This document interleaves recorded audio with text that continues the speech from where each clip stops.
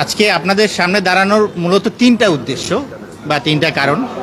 একটা হলো মানে ভর্তি ইচ্ছু যে পিতামাতা আছে যারা সন্তানদেরকে স্কুলে ভর্তি করে তাদের সচেতনতা, তারা যাতে বিষয়টা জানে এবং তাদেরকে সচেতন করে তারা যে এর রুলস এবং রেজুলেশন সম্পর্কে তারা যেন অবহিত থাকে এবং স্কুল কর্তৃপক্ষ তাদেরকে যাতে মিসগাইড করতে না পারে।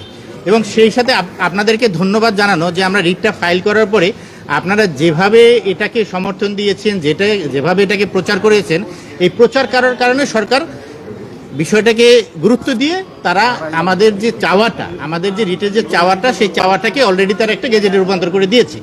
সেই হিসাবে ওই রিটটার শুনানি করার প্রয়োজন নাই। এই তো বিষয়টা হলো যে 19/11/2025 তারিখে স্কুলে অ্যাডমিশনের জন্য একটা অধ্যাদে বা একটা সার্কুলার হয় ভর্তির জন্য, যেটার নাম্বার ছিল 3700.000-300007244 সেই সার্কুলারে বলা ছিল যে যে সমস্ত বাচ্চা বিদ্যালয় থেকে উত্তীর্ণ হয়ে পরবর্তী ক্লাসে উঠবে তাদের কাছ থেকে কোনো ভর্তি ফি নেওয়া যাবে না। এটা ছিল সেই সার্কুলারের একটা কলাম 10.5 বলা ছিল। কিন্তু পরবর্তীতে 10/1/2026 দৈনিক ইত্তেফাক পত্রিকাটা রিপোর্ট হয় যে এই পুনঃভর্তির ফির নামে 2 কোটি টাকা আদায় করা হয়েছে বাচ্চাদের অভিভাবকের কাছ থেকে, যেটা ভর্তির সার্কুলারের বাইরে। তো এই বিষয়টা আপনাদের পত্রিকায় প্রকাশিত হওয়ার পরে দৈনিক ইত্তেফাক পরিষদ আমরা রিট ফাইল করি জনস্বার্থে বাংলাদেশ আইন ও অধিকার রিডার ফাউন্ডেশনের পক্ষ থেকে। আমাদের নির্বাহী পরিচালক তিনি ডিপোনেন্ট হয়ে এবং আমাদের একজন ডাইরেক্টর সুজন মাহমুদ সে পরিচালক হয়ে ডিপোনেন্ট হয়ে একটা রিট ফাইল করে।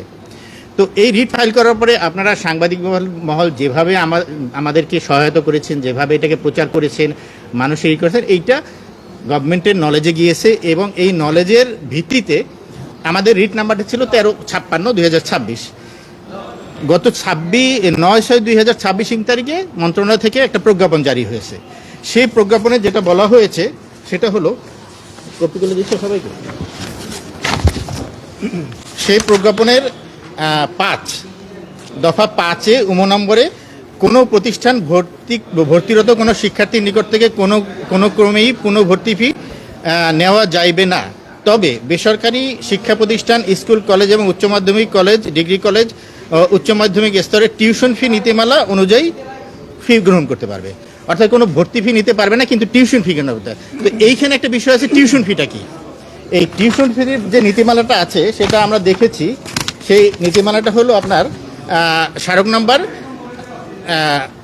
নাম্বার হলো 3700000072220003002324। এখানে টিউশন ফিটা যেটা বলা হয়েছে সেটা হলো বেতন। এখন বেসরকারি যে স্কুলগুলো তারা তো বেতন নিবেই, এই বেতনটা কি সেখানে টিউশন ফি হিসেবে দেওয়া হয়েছে। অর্থাৎ বাচ্চারা যে স্কুলে পাশ করার পরে পরবর্তী ক্লাসে উত্তীর্ণ হওয়ার পরে এখন থেকে তাদের কাছ থেকে টিউশন ফি ব্যতীত কোনো রকম ভর্তি ফি, সেশন চার্জ কোনো বা আরও আনুষঙ্গিক যে টাকাগুলো নেয় সেগুলো নিতে পারবে না। এবং এই বিষয়টা যদি দেশের আপামর জনগণ যদি সচেতন হয়, তারা যদি এই সরকারের আইন সম্পর্কে অবগত হয়, তাহলে কিন্তু তারা সচেতন হবে। কোনো প্রতিষ্ঠান তখন তাদের কাছ থেকে এই অতিরিক্ত অর্থটা নিতে পারবে না। তো আপনাদের কাছে দাঁড়ানোর উদ্দেশ্য আমাদের এইটাই, যে এইটা যাতে সবাই জানুক যে সরকার থেকে একটা রুলস করে দিয়েছে, সেই রুলসে বলা হয়েছে যে পুনঃভর্তি ফি নিতে পারবে না, শুধুমাত্র বেসরকারি স্কুলগুলো তারা টিউশন ফি নিতে পারবে। বাকিটা আমাদের এই রিটে তো যেহেতু আমরা যে দুইটা বিষয় চেয়েছিলাম, একটা হলো পুনঃভর্তি ফি নেওয়া যাবে না এবং একটা মনিটরিং করার সেলের কথা বলেছি, এই দুটো যেহেতু সরকার আদেশ করে একটা প্রজ্ঞাপনের মাধ্যমে করে দিয়েছে, অর্থাৎ আমাদের রিটের যা চাওয়া ছিল তা পাওয়া হয়ে গেছে। এখন এই রিটে ইনফ্রাস্ট্রাকচার হয়ে গেছে, আমরা এটা নট প্রেস করে নিয়ে নেব। জি জি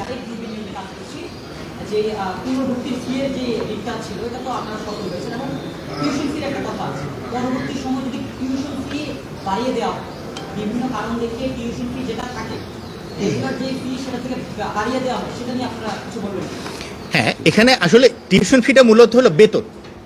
যেমন সরকারি স্কুলে যেমন আমাদের সাধারণত যে সেখানেও একটা মিনিমাম ধার্য থাকে, আমরা জানি 15 টাকা 17 টাকা এরকম, কিন্তু বেসরকারি বিদ্যালয়গুলো তাদের টিচারদের বেতন, আনুষঙ্গিক খরচের জন্য তাদের বেতনটা একটু বেশি হয়।